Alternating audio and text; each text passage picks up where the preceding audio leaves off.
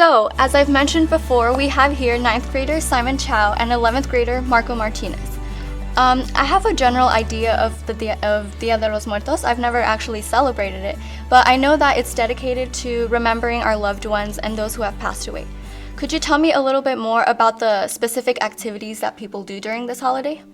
Okay, so Dia de los Muertos, what people do is they go to cemeteries, they like go to the tombstone of people that they have lost or that they want to remember. They clean up the area around it. They decorate it sometimes. They bring like things that they always loved about that person and put it like near the tombstone.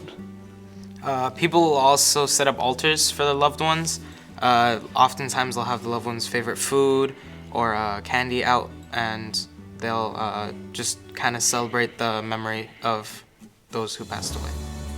And Marco, could you elaborate a little bit more about the early beginnings of the celebration? Okay, so this culture or this event started in Latin America, where like 4,000 years ago, they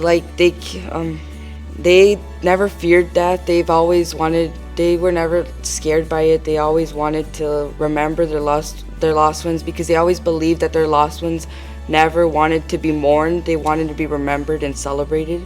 And when the Spanish conquistadors came, they wanted to assimilate the native people to Catholic, but what happened was a merging of the two cultures, which is why Dia de los Muertos also overlaps with All Saints Day and All Souls Day. And Simon here actually celebrates the holiday every year with his family.